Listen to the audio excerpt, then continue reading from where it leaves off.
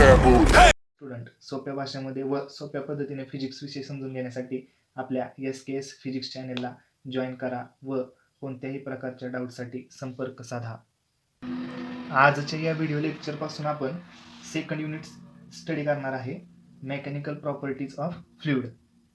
Unit number second, mechanical properties of fluid.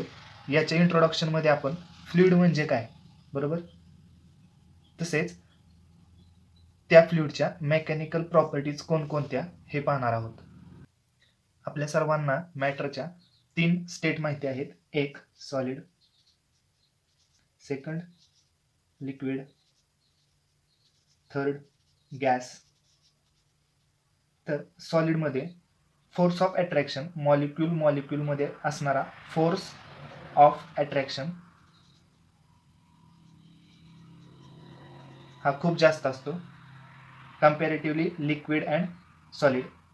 यांच्यामध्ये कसा, लिक्विडमध्ये force of attraction कसा असणार आहे, लेस. ओके. त्याचबरोबर गॅसमध्ये सुद्धा लेस ऑर निग्लिजिबल असणार आहे.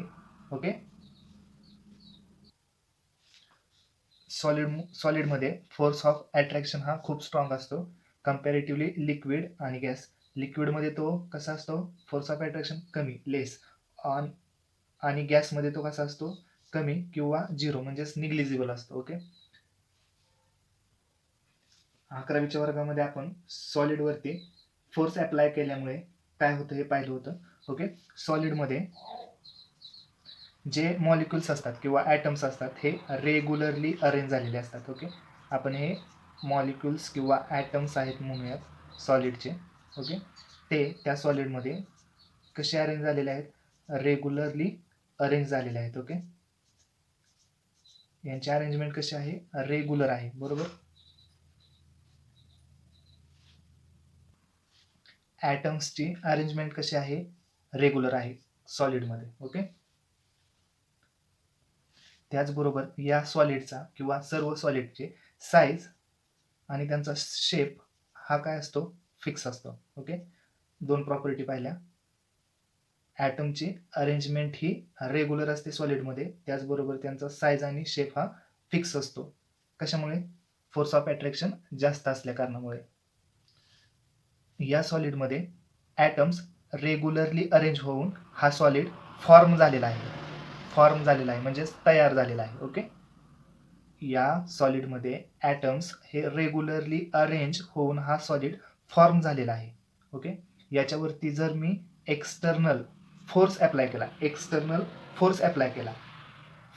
केल्यानंतर काय होणार आहे की याच्यामध्ये रेग्युलरली अरेंज झालेले ॲटम आहेत ते काय होणार आहेत, बाजूला सरकणार आहेत, बरोबर. फोर्स अप्लाय केल्यामुळे काय होणार आहेत, हे बाजूला सरकणार आहेत. अशा पद्धतीने ही त्यांची इनिशियल पोझिशन आहे आणि नंतर ते अशा पद्धतीने काय होणार आहेत, बाजूला सरकले जाणार आहेत यांच्यावरती फोर्स अप्लाय केल्यामुळे. ओके. इथे जर फोर्स अप्लाय केला तर या सॉलिडमधले जे अप्पर सरफेसचे काही मॉलिक्यूल आहेत ते काय होणार आहे, त्यांची अरेंजमेंट काय होणार आहे, विस्कळीत होणार आहे, म्हणजेच डिफॉर्म होणार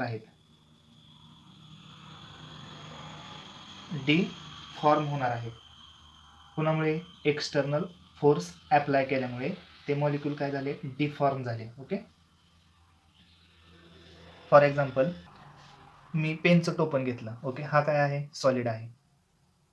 याचा साईज आणि शेप कसा आहे, फिक्स आहे. त्याचबरोबर याच्यामध्ये जे ॲटम मॉलिक्युल्स असणार आहेत ते रेग्युलरली अरेंज झालेले आहेत. मी याच्यावरती फोर्स अप्लाय करतो या दिशेने. ओके. फोर्स अप्लाय केल्यामुळे काय झालं, तर याच्यामध्ये डिफॉर्मेशन आलं. ओके. याच्यामध्ये काय आलं, डिफॉर्मेशन आलं. याच्या साईजमध्ये आणि शेपमध्ये चेंज झाला, बरोबर. काय झाला, साईज आणि शेपमध्ये चेंज झाला. या बॉडीमध्ये असणारे मॉलिक्युल्स या ठिकाणचे काय झाले, डिफॉर्म झाले. ओके. बरोबर. डिफॉर्म होतात. फोर्स काढून घेतल्यानंतर ते त्याच्या आहे या पोझिशनला येतात, नंतर ते फॉर्म होतात. आता डिफॉर्म झाले, फॉर्म झाले. कधी, ज्यावेळेस मी त्याच्यावरती एक्सटर्नल फोर्स अप्लाय करतो त्यावेळेस काय होतं, डिफॉर्मेशन होतं. ओके. एक्सटर्नल फोर्स अप्लाय केल्यावरती काय होतं, डिफॉर्मेशन होतं.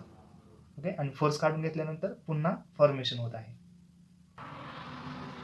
हे कशाच्या बाबतीत स्टडी केलं आपण, सॉलिडच्या बाबतीत. आता लिक्विड आणि गॅस बाबतीत काय होतं हे आपण स्टडी करणार आहोत.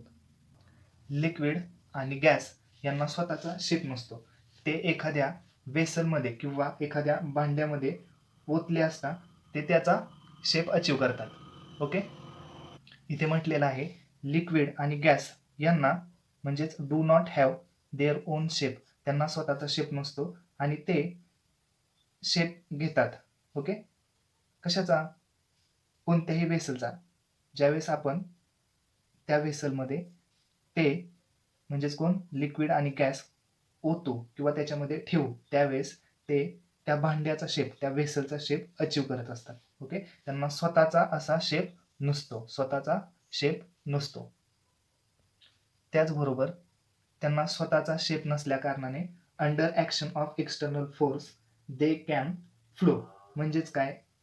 लिक्विड आणि gas, liquid and gas okay flows under action of force. जर आपण एखाद्या लिक्विडवर किंवा गॅसवरती फोर्स अप्लाय केला तर ते फ्लो होतात, म्हणजेच एका ठिकाणाहून दुसऱ्या ठिकाणी वाहून नेले जातात. Okay, liquid and gas can flow. Liquid आणि गॅस हे फ्लो होऊ शकतात under action of force. Okay, यावरून, या प्रॉपर्टीवरून आपण फ्लुइडची डेफिनेशन करणार आहोत. फ्लुइड म्हणजे काय? इंट्रोडक्शनमध्ये आपण म्हटलं होतं की आपल्याला काय पाहायचं आहे की फ्लुइड्स म्हणजे काय, फ्लुइड म्हणजे काय. तर याच प्रॉपर्टीवरून किंवा या घटनेवरून आपण फ्लुइडची डेफिनेशन करणार आहोत. फ्लुइड म्हणजे काय? तर फ्लुइड म्हणजे काय? तर असे सबस्टन्स की ते फ्लो होऊ शकतात. ओके, असे सबस्टन्स की ते काय होतात? फ्लो होतात. फ्लो म्हणजे काय? एका ठिकाणाहून दुसऱ्या ठिकाणी वाहून नेले जातात under action of external force. एक पाईप घेतली. ओके, या पाईपमधून आपण वॉटर काय करतो? Under action of force flow करतो. म्हणजेच वॉटर काय असणार आहे इथे? वॉटर काय म्हणून काम करणार आहे किंवा वॉटर इथे फ्लुइड म्हणून काम करणार आहे. त्याचबरोबर एखादा गॅस किंवा एअर आपण कन्सिडर केली, एअर एका पाईपमधून आपण अंडर ॲक्शन फ्लो केली तर तिथे ती एअर सुद्धा फ्लुइड म्हणून ॲक्ट होणार आहे किंवा त्या एअरला आपण फ्लुइड म्हणणार आहे. ओके, म्हणजे असे सबस्टन्स की ते काय होतात? फ्लो होतात अंडर ॲक्शन ऑफ फोर्स. याच कारणामुळे आपण लिक्विड आणि गॅस यांना फ्लुइड्स म्हणतो. ओके, तसेच लिक्विड आणि गॅस हे फ्लो होण्यासाठी सरफेस टेन्शन आणि विस्कॉसिटी यांचा इम्पॉर्टंट रोल असतो. कोणाचा? तर फर्स्ट सरफेस टेन्शन आणि सेकंड विस्कॉसिटी यांचा इम्पॉर्टंट रोल असतो. कशासाठी? तर फ्लो होण्यासाठी.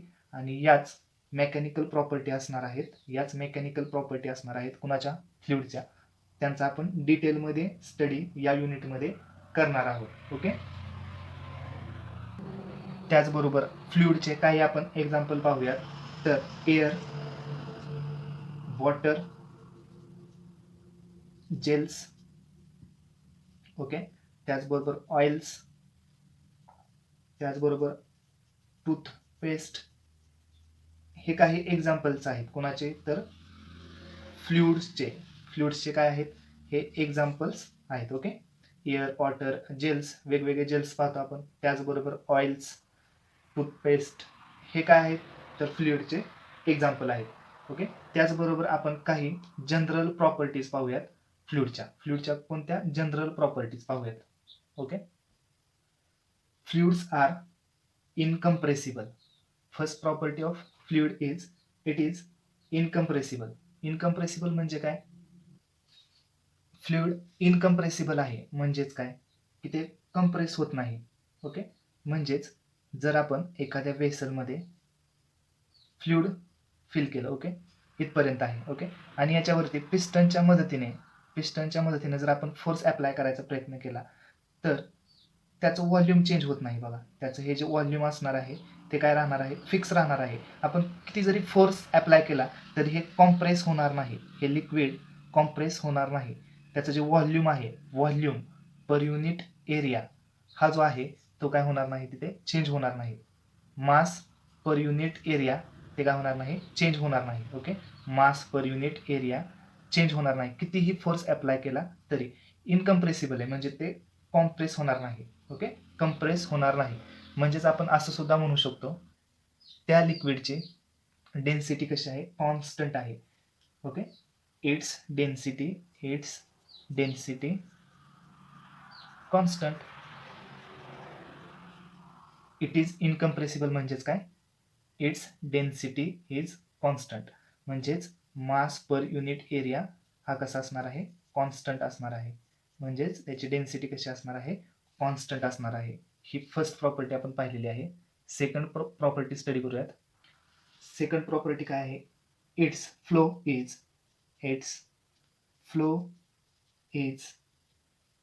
Irrotational.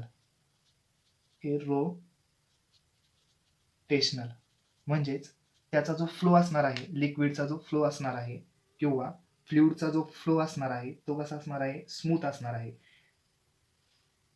It's flow is smooth. Flow कसा असणार आहे, त्याचा स्मूथ असणार आहे. म्हणजे बघा, एक पाईप कन्सिडर करूयात. या पाईपमधून फ्लुइड फ्लो होत आहे ॲट कॉन्स्टंट फोर्स. म्हणजे इकडून जो फोर्स त्याच्यावरती ऍक्ट होणार आहे तो कसा आहे, कॉन्स्टंट. म्हणजे याच्यातून जे लिक्विड बाहेर पडणार आहे ते स्मूथली बाहेर पडणार आहे. बरोबर, स्मूथली बाहेर पडणार आहे. त्याच्यामध्ये अडथळा असणार आहे का, नाही. फोर्स कॉन्स्टंट असेल तर तिथे अडथळा असणार आहे का, नाही. एकाच फोर्सने जर लिक्विड फ्लो होत असेल तर तिथे स्मूथनेस असणार आहे फ्लोमध्ये. ओके, टर्ब्युलन्स नसणार आहे तिथे. There are no turbulence in flow. फ्लोमध्ये अडथळा नसणार आहे. ओके, ही सेकंड प्रॉपर्टी झाली. त्याचबरोबर थर्ड प्रॉपर्टीमध्ये काय सांगतो आपण, it is non viscous.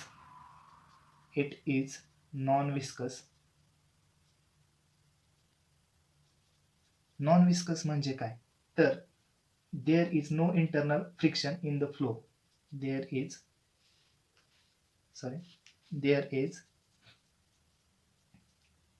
No internal friction in the flow. Okay, आता लिक्विड किंवा फ्लुइड कन्सिडर केलं आपण आणि ते फ्लो होत आहे. फ्लुइड कशापासून बनलं, ॲटम पासून बनलेलं आहे.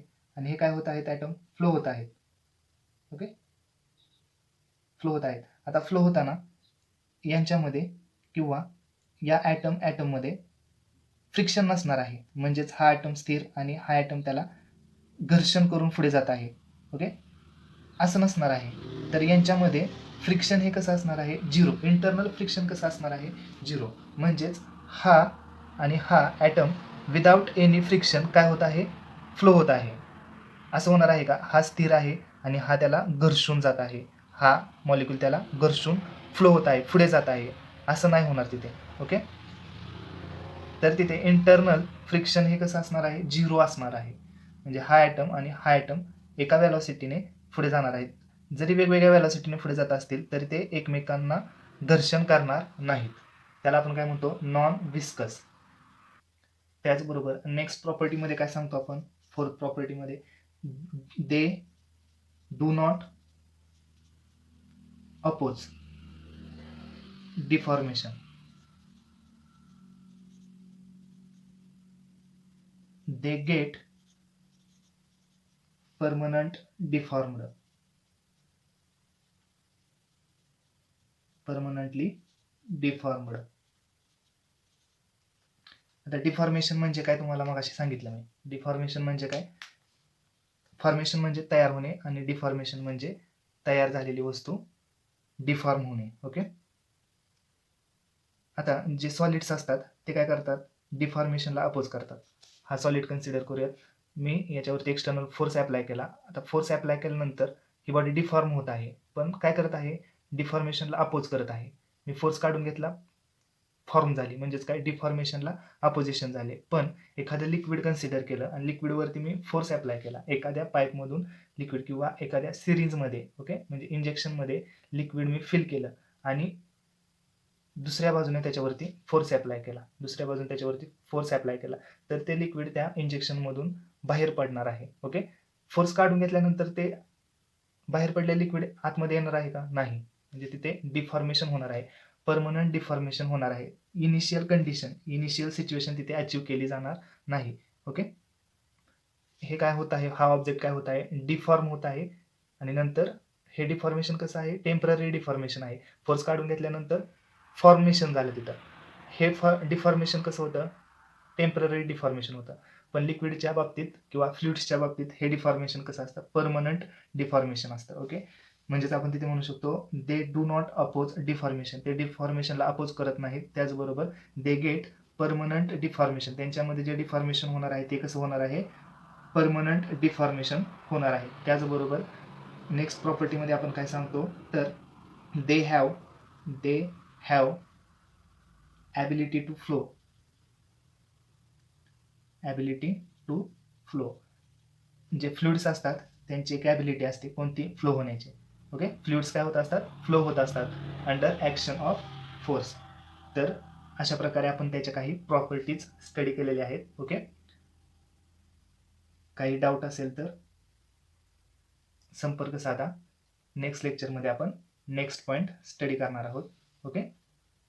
तर आज या लेक्चरमध्ये आपण फ्लुइड्स म्हणजे काय, त्याचबरोबर त्याच्या काही प्रॉपर्टी स्टडी केल्या. ओके. Thank you student.